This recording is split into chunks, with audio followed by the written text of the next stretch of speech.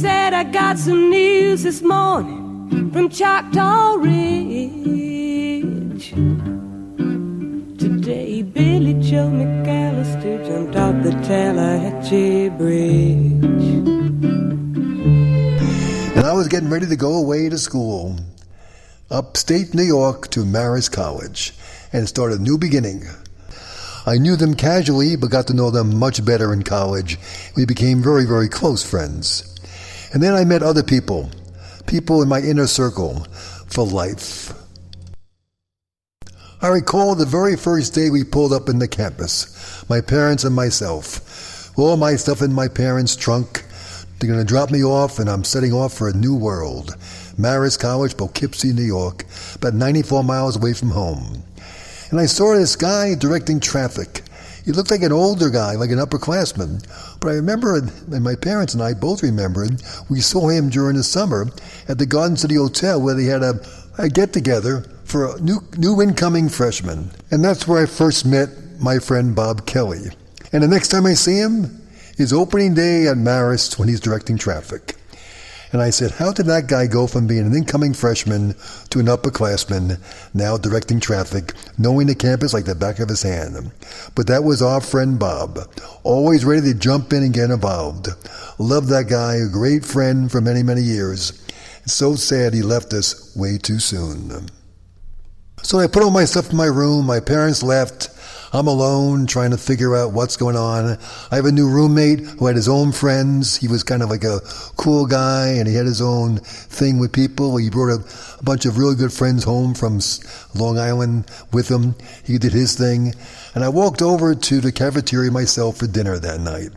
On the way over, as I took a stroll from Leo Hall to Champagne Hall, where the cafeteria was, I went in the elevator, and out of the elevator doors comes a guy named Bob Miller.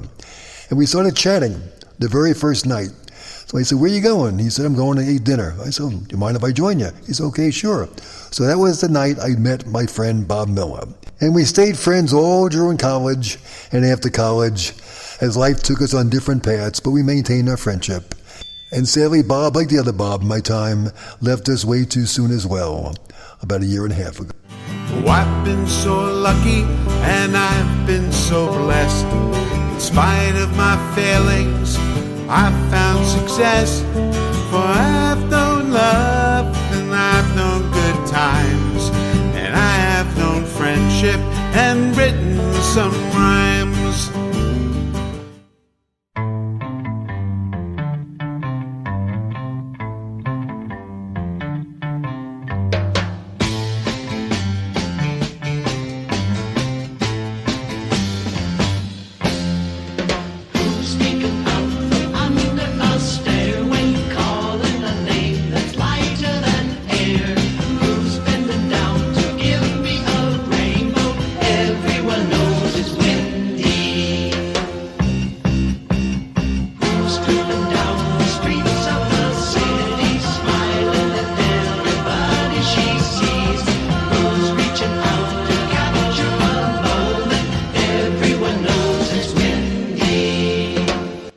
Funny how you get a song in your mind and it brings you back to a different time. When I hear that song Windy, which I thought was Wendy by the association, I think of my friend Ray. He had a girlfriend back home for a while. I didn't know what summer it was, but he had a girlfriend for maybe a year or two or a few months, whatever it may be, named Wendy. And we always thought this would be the girl for Ray. She was a lovely girl, but she went with the wind. And we don't know what happened, but she was not around when we graduated. And Wendy has stormy eyes that flash at the sound of lies. And Wendy has wings to fly above the clouds, above the clouds. Back in 1967, the number one TV show was The Andy Griffith Show with Don Knotts and Opie. Number 2 is Lucy's Show, The Lucy Show. I think she had left Dizzy Arnaz and had her own show back then. Number 3 was Gomer Pyle, USMC. Wasn't he on the original Andy Griffith Show when he left to go on his own show? What a voice he had, Jim Nabors, when he sang. Incredible. Number 4, 5, and 6 were for a tie. Gunsmoke, Family Affair, and Bonanza. I love Bonanza. Wasn't that a great show, the music?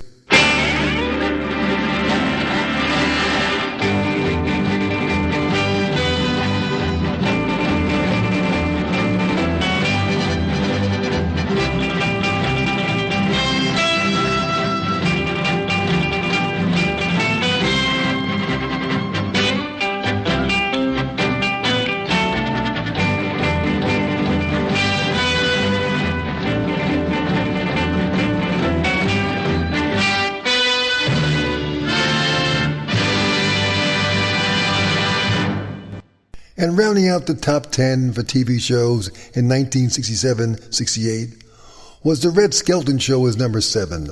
The Dean Martin Show, I think it was on Thursday night. I really enjoyed that show.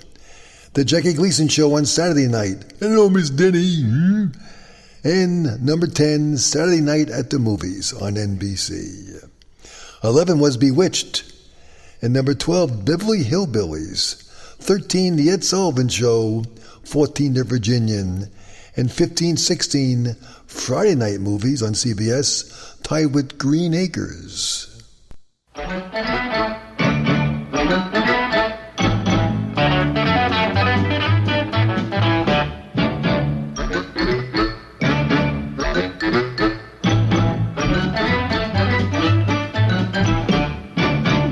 So here I am in my room in college. It's about 3 or 4 weeks in, I believe, in my freshman year in 1967. I didn't really hang out with my roommate at all. I really hung out with my friends Ray and the guy Bob on my floor and people like that. Just hang out and just do the best to my friend Don Becker, see them. And my roommate John walks in to see me one day and says, "Hey Ron, just so you know, nothing personal, but I have a good friend downstairs named Dean. And we decided we would room together. We knew each other from grammar school, high school, whatever it might have been, their youth. And if it's okay with you, if you don't mind, I'll move out. You stay put, no change for you at all. You'll be okay. You have the same bed, same side of the room, everything. And a new guy, Mike, will move in. And if it works out, it works out. If not, you get a new roommate next year. So things will be peaches and cream." So with that, John got his stuff, moved out of the room, and a young guy named Mike moved in. I had no idea who Mike was, never met him before. And basically, he was quiet. I was nuts. And I would talk about sports. Mike talked about music or about stars and about science. And it was I was more into for business. And Mike was more into the science. And it was like not exactly a combination you would think would work. But it did. And I learned more about music and about things I never thought I would even think about. I learned about a group called the Monkees, which Mike would explain to me was started in '66 with a group that was formed and fabricated by, I think, Hollywood. And they put one guy, Mickey DeLenz, in there, who I knew was a circus boy when I was a kid. And Mickey and then 3 of the guys became the Monkees, went on to big success. In fact, I think they had the most number one hits in '67. More than even, I think, the Beatles. Maybe I'm wrong. If I'm wrong, I know my friend Mike will tell me I'm wrong. But I believe that the top 100 hits of 1967, the Monkees had the most number of hits. Anyway, there was one song I heard over and over again, which Mike would talk about, maybe some girlfriend or whatever it might be, but it was a song he would play pretty often. And whenever I hear this, I think of my opening days of my buddy Mike.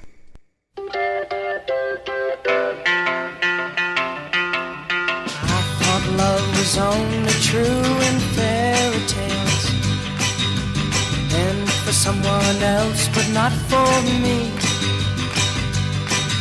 Our love was out to get me, that's the way it seemed. Disappointment haunted all my dreams. Then I saw her face, now I'm a believer. Not a trace of doubt in my mind. I'm in love, I'm a believer. I couldn't leave her if I tried. I thought love was more or less a given thing. Seems the more I gave, the less I got. the use in trying? And all you get is pain. When I needed sunshine, I got rain. Oh, then I saw her face. Now I'm a believer. Not a trace of doubt in my mind. I'm in love. I'm a believer. I couldn't leave her if I tried. Whenever I hear the group called the Beatles playing all these years later, my mind goes back to 1967 to 1971, because that was a group that in my mind was my roommate Mike. He really followed them. I thought they were a flash in the pan. Was I wrong? Mike kept telling me, someday you're going to talk about this group. They'll be the number one group of all time. And he's right. They made it the big time, the Beatles. I blew that one really big.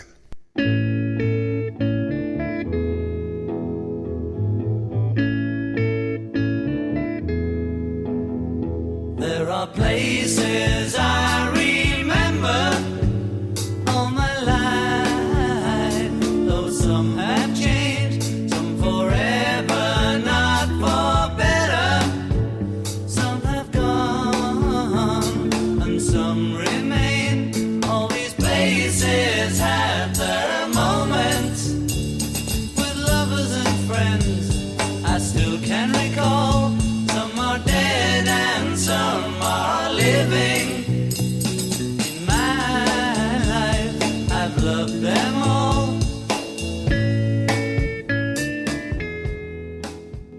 And so it was. So we stayed together that year. We hung out. He met my friends. In fact, he became very good friends with my friend Don Becker and other friends of mine, Paul Wilson, people like that, who came from my high school. And Mike fell into that crowd. And it became more the camaraderie between us. Didn't have much in common, but we did.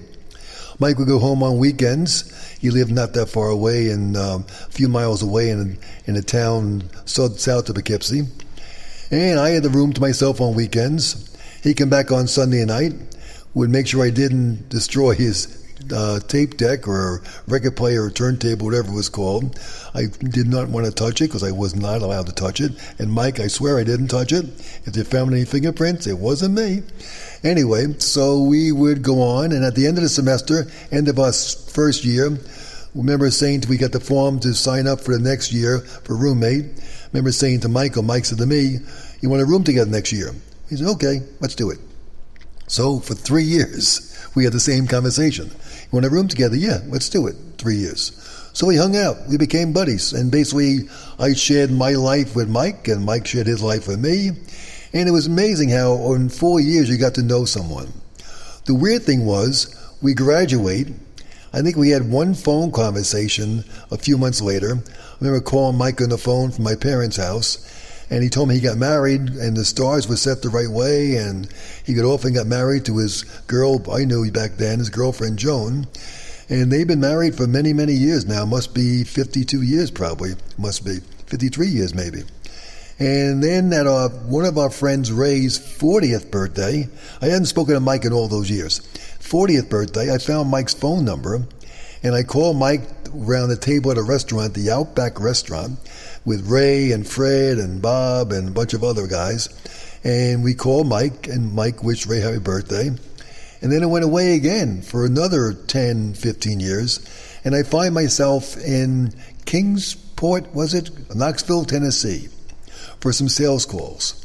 And I realized Mike lived somewhere near there. And we communicated, got together, and we arranged a time for a dinner. And it was really cool and really weird. Not seeing someone for about 45 years. Then the mannerisms come back and the conversation goes back. It's as if nothing changed for all those years. And then I started doing a radio show.